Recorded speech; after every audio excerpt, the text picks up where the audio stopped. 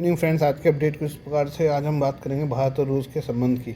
भारत और रूस के बीच एक ऐतिहासिक रक्षा समझौता लागू हो गया है। यह समझौता दोनों देशों को एक दूसरे के क्षेत्र में अपनी सेना, युद्धपोत और सैन्य विमान तैनात करने की अनुमति देता है। लॉजिस्टिक सपोर्ट के पारस्परिक आदान प्रदान रैलोस का यह समझौता ऐसे समय में हुआ है जब रूस के साथ भारत अपने रिश्ते और बेहतर करने की कोशिश कर रहा है। वहीं इस समझौते पर पाकिस्तानी एक्सपर्ट चिंतित नजर आ रहे हैं। पाकिस्तानी रूस को बता रहे हैं कि वो भारत पर दाव न लगाए। पाकिस्तानी एक्सपर्ट डॉक्टर अतिया अली काजमी ने रूस भारत समझौते पर खींच निकालते हुए कहा कि मॉस्को गलती कर रहा है। अतिया का कहना है कि अमेरिका ने भारत पर दाव लगाया और उसके संबंध बेहतर किए, लेकिन आज वो अपना रुख बदल रहा है। अब शायद रूस को भारत के बारे में धोखा हो गया है। पाकिस्तानी एक्सपर्ट का कहना है कि क्षेत्र में आने वाली शक्ति चीन बनेगा, ना कि भारत या अन्य कोई देश ताकतवर होगा। रूस के भारत के साथ समझौते को अतिया काजमी ने उसकी एशिया में रणनीतिक हेजिंग का कहा है।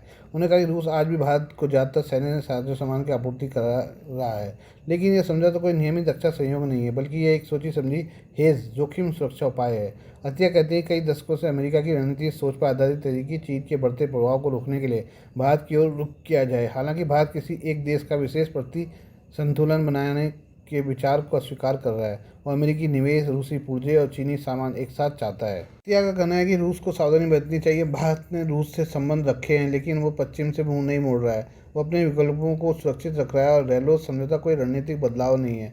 यह एक लेन देन वाला समझौता है जो भारत को रूसी मूल के सिस्टम को बनाए रखने की अनुमति देता है।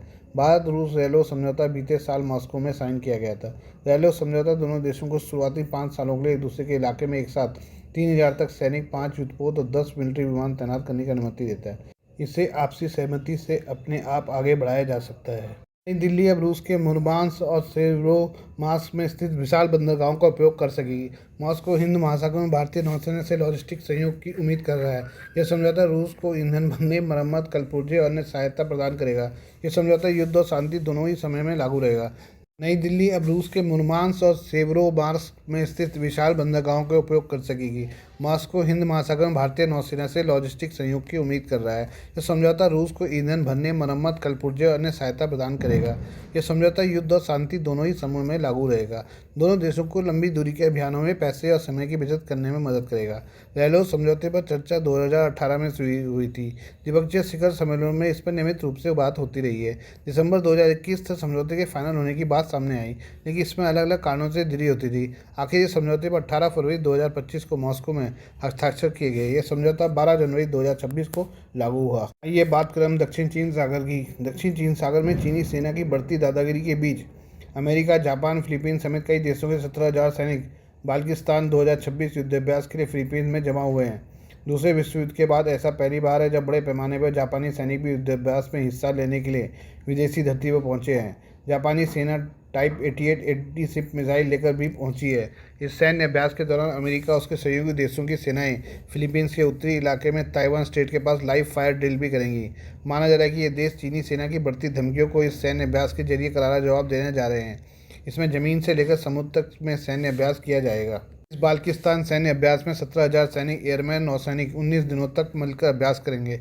अमेरिकी सेना के कर्नल रॉबर्ट बुन ने बताया कि बाल्किस्तान सैन्य अभ्यास यह दिखाता है कि हमारी फिलीपींस के साथ दोस्ती चट्टान की तरह से मजबूत है और अमेरिका मुक्त हिंद प्रशांत क्षेत्र के लिए प्रतिबद्ध है।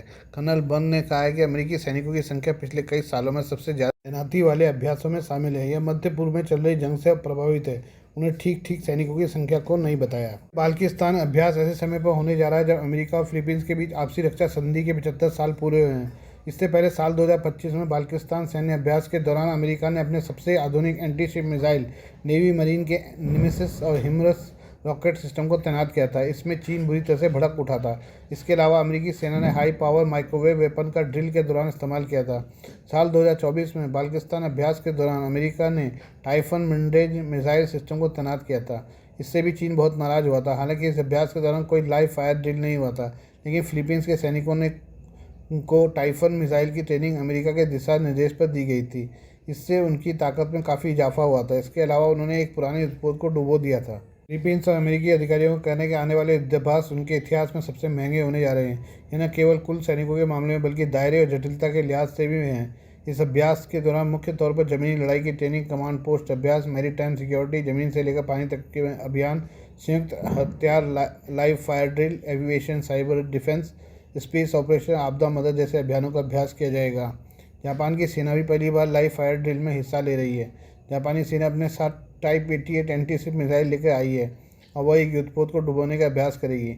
इन 3 देशों के अलावा ऑस्ट्रेलिया, कनाडा, फ्रांस और न्यूजीलैंड की सेनाएं भी इस अभ्यास में हिस्सा ले रही हैं। माना जा रहा है कि ये देश चीन को कड़ा संदेश देने के लिए इतने बड़े पैमाने पर जंगी अभ्यास कर रहे हैं। आइए बात करें ईरान अमेरिका की। ईरान के राष्ट्रपति मसूद पेजिशियन ने चेतावनी दी है कि अमेरिका पुरानी गलतियों को दोहराने और कूटनीति से विश्वासघात करने की कोशिश कर रहा है।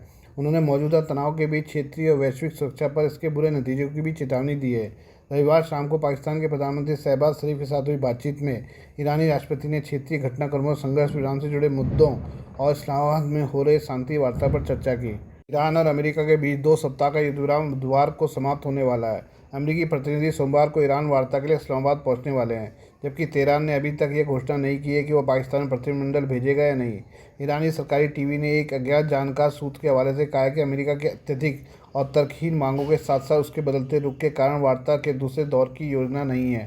पेजेशियन ने अमेरिका के कड़े रवैये की कड़ी आलोचना की है। उन्होंने बातचीत और संघर्ष विराम की अवधि के दौरान अमेरिका पर वादों को लगातार उल्लंघन, दादागिरी और मनमाने व्यवहार करने का आरोप लगाया।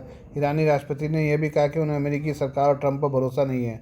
उन्हें ईरान की तथाकथित नौसैनिक घेराबंदी के संबंध में अमेरिका की उकसाने वाली और गैर कानूनी कार्रवाइयों को संघर्ष विराम की सहमति का स्पष्ट उल्लंघन और संयुक्त राष्ट्र चार्टर के विपरीत बताया। उन्होंने कहा कि इस तरह की कार्रवाइयों और साथ ही ईरान के खिलाफ अमेरिकी अधिकारियों की धमकी भरी बयानबाजी अमेरिका की गंभीरता को लेकर विश्वास को ही बढ़ाती है।